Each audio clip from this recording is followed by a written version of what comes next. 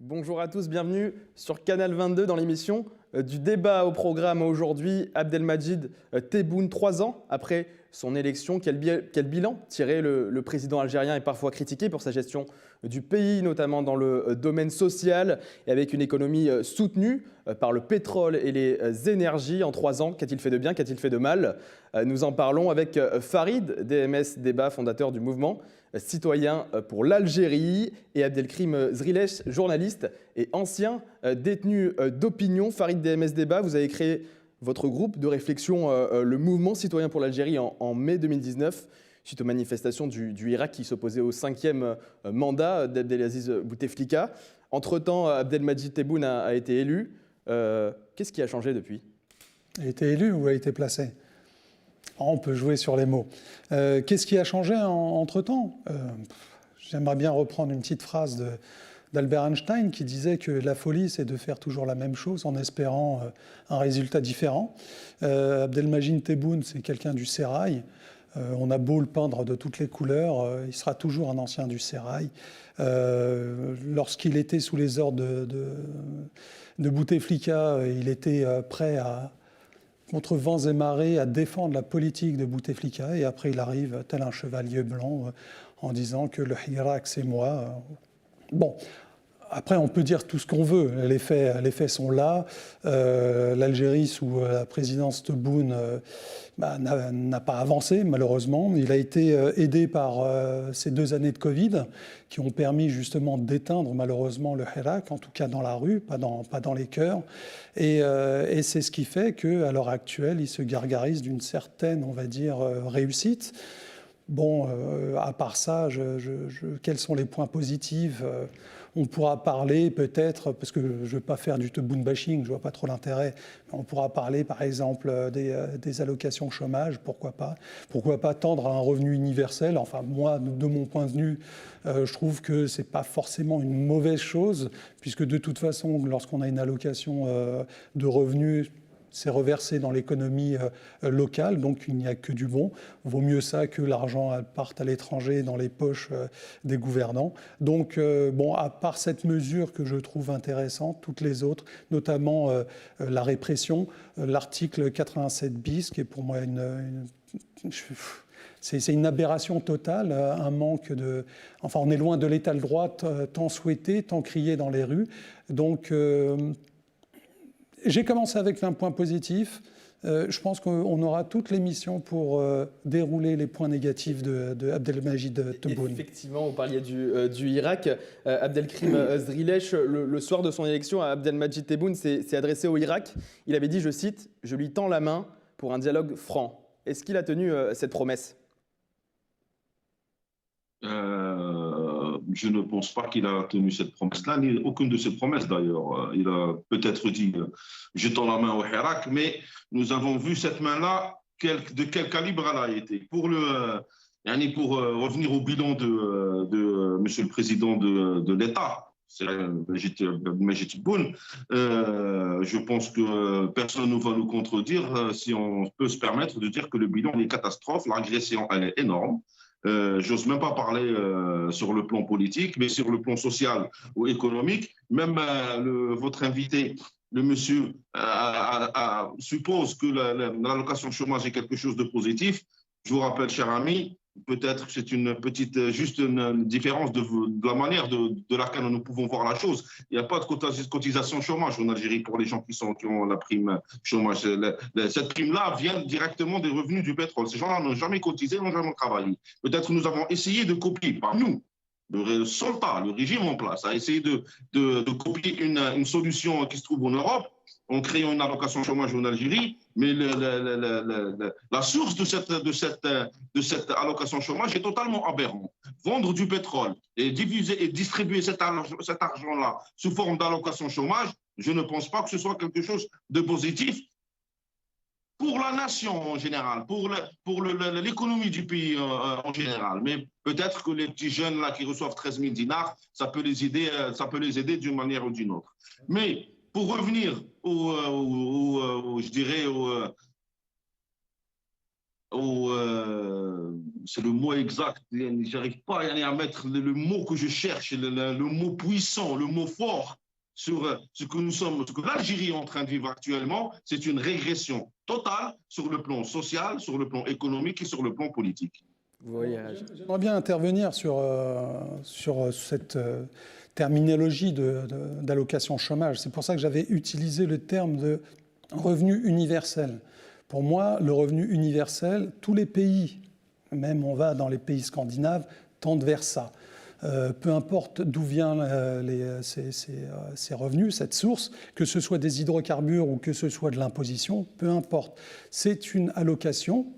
C'est un revenu universel pour tous les citoyens. Là, en l'occurrence, on va dire que c'est pour les citoyens pauvres, pour permettre justement qu'ils puissent rester un petit peu la tête hors de l'eau. Et cet argent, de toute façon, elle n'est pas enterrée dans le jardin, elle est redistribuée dans l'économie du pays. Donc, c'est comme qui dirait une sorte de cercle vertueux. Donc, ce n'est pas là-dessus qui, pour moi, pose problème. Parce que, comme je l'ai dit, je préfère que cet argent aille au peuple plutôt qu'elle aille dans la poche des oligarques. Donc, peu importe que ce soit le revenu du pétrole ou que ce soit les revenus d'imposition du pays, c'est le peuple qui en bénéficie. Ça, première chose. Ensuite, sur parler de régression, ça je vous rejoins totalement, parce que le pays, hormis, comme j'ai dit, j'ouvrais ce débat avec ce point positif, pour moi le reste n'est que négatif. Dans ce bilan-là, je parlais des 2 ans de Covid. On a eu un président qui est parti soigner en Allemagne et quelques temps plus tard qui est venu en disant « Nous avons en Algérie les meilleurs médecins du monde ». Qu'est-ce que c'est que cette schizophrénie ? C'est là où on voit, on va dire, le décalage entre un président hors sol placé là par la vieille clique qui n'est pas partie, et la réalité du terrain. Donc et l'état désastreux des hôpitaux, les conditions de travail complètement lamentables des gens, des fonctionnaires, et pas seulement. Le privé représente 70% de la main-d'œuvre, on va dire, enfin des gens qui travaillent en Algérie. Le privé est totalement méprisé par le gouvernement, ça aussi, il faut le dire. Et c'est ce qui fait que entreprendre en Algérie est compliqué. C'est très compliqué. Et c'est là-dessus qu'il faudrait justement mettre un coup d'accélérateur. Mais bon, là, on est tellement parti loin, on est en train de creuser, on va finir par trouver nous-mêmes du pétrole tellement qu'on est parti loin dans la descente aux enfers en Algérie, malheureusement. On reviendra plus tard sur les éléments sociaux et économiques du pays. Farid DMS Débat, je voulais revenir sur le Irak, vous en parliez tout à l'heure. Comment le gouvernement a géré l'opposition ? On a beaucoup entendu parler d'emprisonnement, d'arrestation, des personnes qui ont été emprisonnées jusqu'à 17 mois sans jugement. Est-ce qu'on va à l'encontre là des promesses du président au départ ? Il ne tient aucune promesse, ça c'est clair. Le Irak, c'est moi, et après, il va. L'opposition, il ne l'écoute même pas. D'ailleurs, il a muselé l'opposition. Il a fait en sorte que, justement, avec l'article 87 bis, ensuite, il a élargi, on va dire, cet article un petit peu plus tard, sur le fait que maintenant, on va dire un mot. On peut être taxé de terroriste. Non, mais ça devient, c'est de la folie. C'est-à-dire qu'on est arrivé à un point où Tebboune parlait du Hirak et il a tout fait pour que les gens qui justement issus du Hirak soient considérés comme terroristes. Mais on marche sur la tête. Donc, pour moi, les promesses de Tebboune ne valent rien. De toute façon, les faits sont là. Et justement, Abdelkrim Zrilech, sur le sujet de la liberté d'expression, liberté de la presse, il y a plusieurs médias qui ont fermé en Algérie ces 3 dernières années, notamment car certains étaient privés de publicité. Qu'est-ce que ça signifie ? Comment est attribuée la publicité pour les médias en Algérie ? C'est simple. Tout média existant en Algérie qui n'est pas dans le sillage du régime est automatiquement attaqué. Et la meilleure façon de s'attaquer aux médias, si on ne s'attaque pas frontalement, bien sûr, si on n'ose pas s'attaquer frontalement, le meilleur média, plutôt la meilleure manière, c'est étouffer les sources publicitaires de ce média-là. Ce qui est en train d'arriver là maintenant tout de suite au journal Liberté, plutôt au journal Ouatan. Et nous avons également le cas du journal Liberté, où l'attaque a été beaucoup plus frontale et ça ne s'est pas joué sur les revenus publicitaires du média. Donc, mais ça, ce n'est pas récent, ça, c'est vieux comme l'Algérie, ça. Le régime en place a toujours utilisé la NEP, l'entreprise nationale d'édition, qui détient tous les contrats publicitaires des entreprises publiques en Algérie comme une sorte de chaîne par rapport aux médias algériens. Donc, une fois que le média n'est pas dans le sillage du régime, ces revenus publicitaires se trouvent automatiquement diminués ou quasiment annulés, ce qui oblige le média à disparaître. Et le cas de Liberté, Watan et d'autres cas aussi, de Radio Sarbacane, ma radio qui a été saisie également. Donc pour la liberté de la presse en Algérie, pour la liberté de la presse, grosso modo en Algérie, le régime ne veut à aucun moment avoir un avis contradictoire. Il ne veut pas ça. Il veut qu'il arrive à gérer l'opinion publique à travers les médias qu'il subventionne d'une certaine manière. Pas d'une certaine manière, qu'il subventionne. Parce que même l'état de l'économie algérienne ne permet pas à l'existence de beaucoup de médias privés. Et le marché algérien n'est pas assez concurrentiel. Il n'y a pas le besoin d'annonces pour permettre à un très grand nombre de médias indépendants d'exister. Donc les médias existants sont sous l'effigie du régime d'une manière ou d'une autre. Donc la liberté de la presse en dépit directement. Farid DMS Débat, vous partagez cet avis d'Abdelkrim Ezrilech sur la liberté de la presse, sur la liberté oui, on a fait une régression incroyable. Depuis Bouteflika, on pensait que on avait atteint le summum. Sous l'ère de Tebboune, c'est carrément catastrophique. C'est l'hécatombe. Liberté qui a fermé, Watan qui est en difficulté, des blogueurs, juste le fait de mettre une opinion sur un réseau social, ont fini en prison. Non, la liberté de la presse, il n'y a plus de liberté de la presse en Algérie. Il y a une ligne directive qui est celle du gouvernement. Celui qui la suit, tant mieux, tu peux manger à notre table. Et celui qui commence à détourner, tu vas goûter au geôle du pays. C'est ça le problème. À l'heure actuelle, la liberté n'existe pas. Le Hirak est né pour justement un espoir, une volonté d'avoir un état de droit. Il y avait cette envie, ce regain d'énergie qui faisait que chaque citoyen était devenu, on va dire algérien, était devenu citoyen. Et pour une fois, il s'était approprié la politique du pays. Et là-dessus, le Hirak a insufflé un élan incroyable de liberté, de volonté de liberté.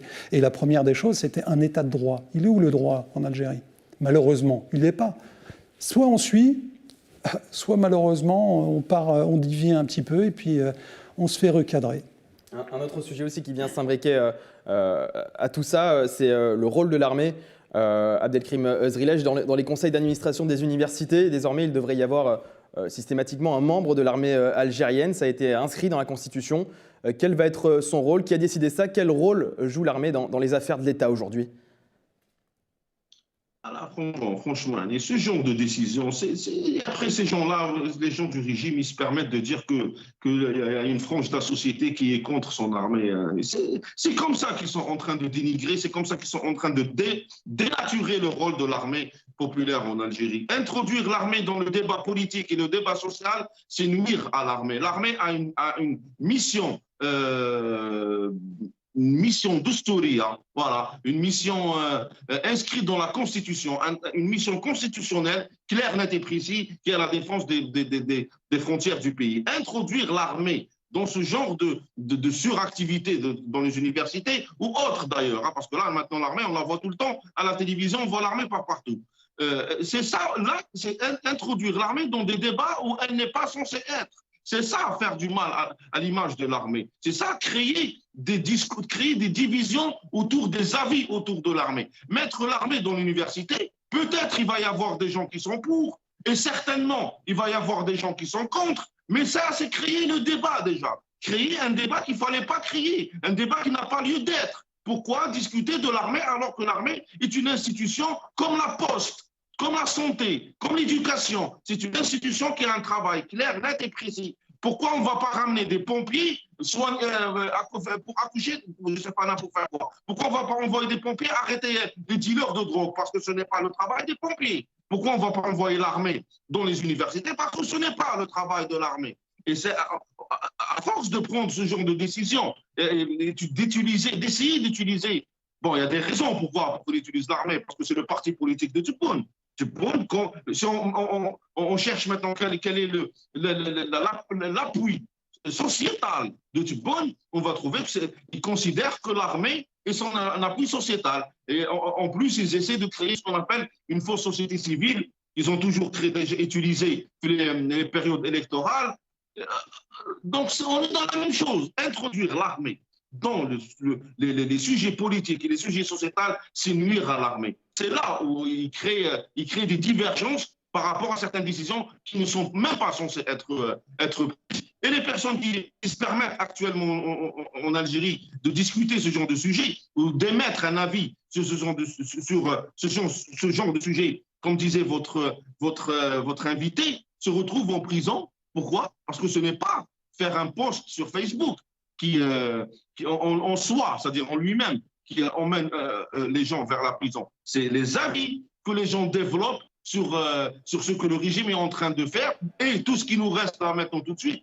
Non seulement tout ce qui nous reste, mais on nous oblige à nous cloisonner à l'intérieur des réseaux sociaux. Tout est fait, pas par que le régime seulement, malheureusement, pour que le peu d'opposition qui reste actuellement en Algérie se limite aux réseaux sociaux. Farid Demesdeba, vous vouliez peut-être réagir sur le rôle de l'armée au sein de l'État algérien? Le rôle de l'armée, même l'image même de l'armée, l'Algérie, en règle générale, les Algériens aiment leur armée.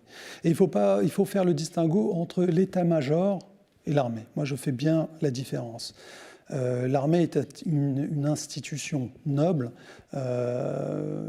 qui défend et qui a toujours défendu le pays. Donc là-dessus, il n'y a pas de débat. Il n'y a pas de critique sur l'armée. Ensuite, il y a l'état-major. Là, c'est autre chose. L'état-major qui, elle, pour moi, a mis Tebboune là où il est, qui prend énormément de place alors qu'elle ne devrait pas. L'armée, d'ailleurs, il y a une expression qui l'appelle la grande muette, devrait justement être muette. Ce n'est pas le cas, ce n'est plus le cas. Et c'est vrai que là, ça devient une aberration. C'est-à-dire que l'Algérie, c'est, dans son fronton, c'est Algérie, République démocratique et populaire, le peuple par le peuple, etc. On est en train de glisser doucement vers un État militaire, vers une dictature militaire.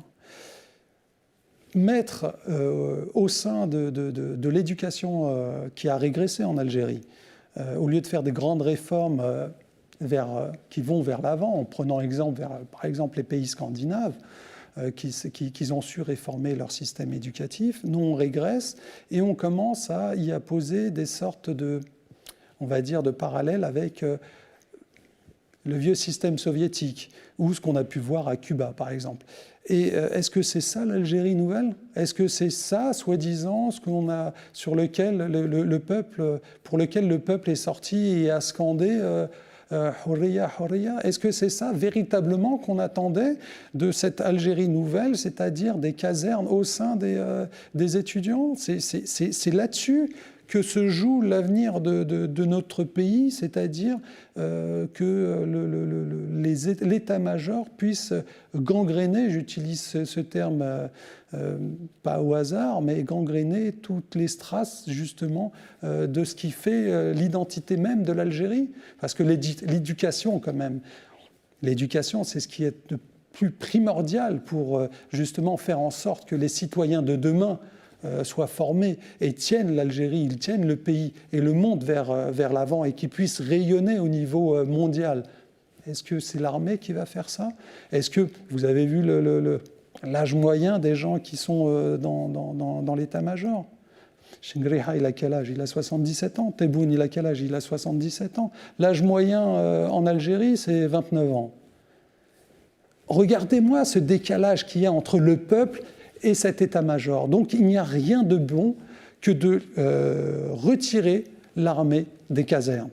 La place de l'armée, c'est dans les casernes, ce n'est pas dans les universités, ce n'est pas dans les hôpitaux, ce n'est pas dans la rue. voilà, c'est là-dessus qu'il faut se mettre d'accord, c'est-à-dire que la place de l'armée, c'est avant tout la protection du pays, pas l'endoctrinement du peuple. Abdelkrim Zrilech, à l'heure actuelle, le président Tebboune a perdu de nombreux soutiens. On pense aux anciens combattants qui l'ont soutenu en 2019 et qui maintenant sont déçus de lui. Il y a également des salafistes. Est-ce que ça peut le fragiliser durant le reste de son mandat? Franchement, je ne pense pas. Je ne pense pas que actuellement le mode de fonctionnement du régime algérien n'a pas besoin de soutien dans la société, chez les Algériens d'une certaine manière. Je ne pense pas que la perte du soutien des salafistes et les anciens de l'armée, je prends plutôt les anciens des appelés, je ne pense pas que ça va le fragiliser. Le régime algérien est dans une optique bledna ondiro raina. Nous, pendant le Hirak, on scandait le slogan Bledna ondiro raina. Maintenant, le régime algérien a repris ce slogan-là à son compte, Bledna ondiro raina. Il fait exactement ceci. Ils considèrent que l'Algérie est une propriété. Ils l'ont toujours considéré d'ailleurs. L'Algérie est leur propriété. Ils ont le droit de faire ce qu'ils veulent dans ce pays-là. Et tous ceux qui les contredisent ou qui s'opposent à eux, il y a les prisons, on va les mettre en prison. Depuis quand un président de la République, à part peut-être le Bouteflika en 99, qui avait besoin d'un certain, qui n'avait pas besoin, qui avait fait attention à un certain soutien populaire. Et là, je ne pense pas qu'ils vont faire attention. Je crois que Tebboune a été très, très clair lors des dernières législatives en disant que les résultats des élections ne nous intéressent pas. Qu'est-ce que vous pouvez vous attendre d'un président qui vous dit les résultats, plutôt pas les résultats, la participation, le taux de participation aux élections ne nous intéresse pas. Aucun président ne l'a dit dans le monde, c'est un précédent, ça c'est un cas d'école. Ça devrait être un cas d'école. En Algérie, nous avons un monsieur qui est à la tête de l'État et qui a déclaré à la télévision nationale le taux de participation aux élections ne nous intéresse pas. Il l'a dit clairement à tout le monde. Est-ce que, alors, franchement, vous pensez qu'il va se soucier du soutien de X ou de Y? Je ne pense pas. Farid Mesdeba, avant son élection, Tebboune se présentait comme le candidat du peuple. Après 3 ans au pouvoir, est-ce qu'il est le président du peuple? Après, il peut se présenter comme il veut. Hein. Il peut scander tous les slogans qui lui passent par la tête. Ça ne fera pas une vérité. Hein. Ce n'est pas la méthode Coué. Donc, de toute façon, non, il peut. S'il le croit, tant pis pour lui. En tout cas, ce qui est sûr, c'est que quand il s'est présenté, pourquoi il y a eu un boycott massif des élections, c'est que le peuple ne se reconnaissait pas du tout en ces élections. C'est ça le souci. Et Tebboune, c'est quand même quelqu'un qui faisait partie du Sérail, il ne faut pas l'oublier. C'est vraiment quelqu'un qui a été biberonné par la politique et de Bouteflika. Donc voilà, je le disais en introduction, la maxime d'Einstein, je ne vais pas la répéter, mais c'est exactement la même chose. On nage dans un vrai délire. Mais pour rejoindre un petit peu ce qui a été dit auparavant, l'Algérie, justement, a cette capacité, en tout cas son peuple, de rayonner, si on lui laisse les moyens. C'est ça qui est important. Et à l'heure actuelle, ça n'intéresse pas du tout les gouvernements, on va l'appeler comme ça, de laisser le peuple, on va dire, se libérer de ses chaînes. Ça, ce maintien comme ça de paupérisation du peuple, cette chape de plomb qui n'a jamais explosé, qu'on a cru voir partir en éclats pendant le Hirak, est toujours là. Et c'est ça le drame en fait de l'Algérie, parce que nous avons des sommités, nous avons vraiment des gens incroyables en Algérie et à l'extérieur de l'Algérie qui sont prêts à revenir sur le territoire national pour faire rayonner justement ce pays. Malheureusement, la politique est faite en sorte d'étouffer toute initiative. Sauf si on rentre bien sûr dans des magouilles, machin, etc. Et c'est ça le problème. On peut parler de tout, on peut parler du tourisme qui est totalement saccagé, on peut parler de la santé, le secteur de la santé. Nous avons des sommités à l'étranger qui sont à la pointe de la technologie au niveau de recherche scientifique. Et on n'a rien en Algérie qui se développe, alors que l'argent est là. Il y a des possibilités. C'est ça le souci. C'est-à-dire que c'est voulu. Il y a une politique, justement, on parlait de l'armée dans les universités, excusez-moi de cette expression, d'abrutir le peuple, pour faire en sorte, c'est comme ça, hein, à partir d'un moment que le peuple n'est pas éduqué, il ne se révolte pas, c'est tout. Voilà. Et c'est vrai que laisser le tourisme se développer en Algérie, c'est, comme j'aime bien le dire, c'est une ouverture sur le monde. Un touriste qui vient, il vient avec un certain bagage, avec une certaine vision du monde. Et cette vision du monde, lorsqu'elle arrive au sein du peuple, ça crée certaines émulsions, certaines envies, certaines réflexions sur la politique intérieure. Et ça, on n'en veut pas. Donc on verrouille, on ferme. Idem pour la science. Pourquoi le Tebboune, qui se targue d'avoir les meilleurs médecins, va se faire soigner en Algérie, parce que l'état des hôpitaux sont catastrophiques. Mais ça, on peut l'étendre à tous les secteurs d'activité en Algérie. L'Algérie, malheureusement, est un palais en ruine. Si on avait à sa tête des gens qui savent justement faire en sorte que ce palais reprenne, on va dire, des couleurs, croyez-moi qu'on compterait notamment en Méditerranée, au niveau du bassin méditerranéen, pas seulement, on compterait au niveau de l'Afrique et voire même dans le monde. Malheureusement, on a une politique faite par des vieux briscards qui n'a pas changé depuis 99, et même avant, bien sûr, je ne vais pas revenir, je ne vais pas refaire toute l'histoire, mais on va commencer à 99 avec Bouteflika et toute sa marmaille qui l'a suivi, et c'est dramatique. Donc à l'heure actuelle, l'énergie est là, les volontés sont là, les capacités sont là. Il n'y a pas de volonté gouvernementale, tout simplement. Tebboune, président du peuple, s'il avait été véritablement un président du peuple à l'écoute du Hirak, il aurait fait en sorte que des gens issus du Hirak occupent des postes clés et soient force justement de proposition. Ça n'a jamais été le cas. Abdelkrim Zrilech, un dernier mot pour clôturer ce débat. À quel niveau l'inflation touche l'Algérie aujourd'hui? Est-ce que le gouvernement a pris des précautions pour protéger les Algériens en cette période compliquée? Les chiffres officiels parlent de 10%, 9,6%, je ne me trompe pas, c'était les derniers chiffres annoncés, c'est aux alentours de 9,6%.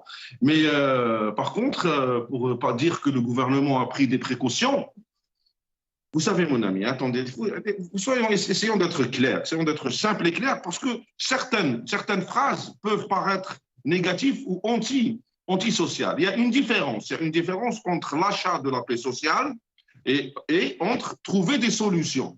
L'injection de monnaie en masse dans l'économie nationale ne va qu'augmenter l'inflation en Algérie. Que ce soit en Algérie ou autre part, de toute façon. L'injection de monnaie en masse dans l'économie augmente l'inflation. Nous, qu'est-ce qu'ils sont en train de faire? Qu'est-ce qu'ils ont décidé de faire? Qu'est-ce que le président Tebboune a déclaré? À part la prime chômage, ils ont décidé d'augmenter les salaires pour contrecarrer la perte de pouvoir d'achat de l'Algérien, c'est-à-dire la baisse du pouvoir d'achat de l'Algérien, justement à cause de l'inflation. Ils ont décidé d'augmenter les salaires. Et la source des salaires, tout le monde sait, tous les Algériens savent que la source des salaires, ça va être les revenus des hydrocarbures. Ce n'est pas une augmentation de production ou de rentabilité des entreprises qui va leur permettre d'augmenter les salaires des Algériens. C'est la vente d'hydrocarbures qui va leur permettre d'augmenter ces salaires-là. Et ces salaires-là, où est-ce qu'ils vont finir? Ils vont finir dans le marché. Cet argent-là, ce cumul d'argent va être réinjecté dans le marché. Est-ce que c'est une solution pour l'inflation?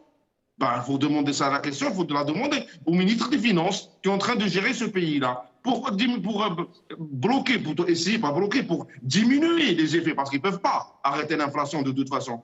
Pour essayer de diminuer les effets de l'inflation, ils augmentent les salaires.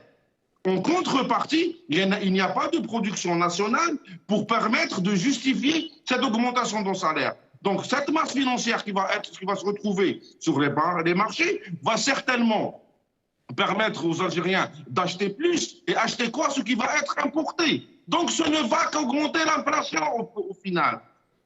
Donc, pour répondre à la question, qu'est-ce qu'ils sont en train de faire, ces gens-là? Ils sont en train de nous mettre en prison parce qu'on parle comme ça. Ce jeudi-là, j'ai 2 procès. Ce jeudi-là, j'ai 2 procès. Pourquoi? Parce que je parle comme ça. Je ne sais pas si ces gens-là réellement veulent des solutions ou ils sont en train de chercher des solutions. Je ne pense pas qu'ils sont en train de chercher des solutions. Comme a dit déjà un vieux monsieur, c'est vraiment gérer le moment. Tous les régimes algériens ont fait gérer la période durant laquelle ils sont au régime. Il n'y a aucune vision à long terme, mais vraiment aucune vision à long terme. On achète la paix sociale à des objectifs à très très court terme, et après, une fois qu'on quitte le pouvoir, on laisse les autres se débrouiller. Voilà, ça s'est toujours passé comme ça de toute façon. Merci Abdelkrim Zrilej. Je rappelle que vous êtes journaliste et ancien détenu d'opinion. Merci également Farid DMS Débat. Je rappelle que vous êtes fondateur du mouvement citoyen pour l'Algérie. C'est la fin de cette émission. Merci de l'avoir suivi. Rendez-vous très vite pour un nouveau sujet, un nouveau thème. Merci de votre fidélité. Restez avec nous sur Canal 22.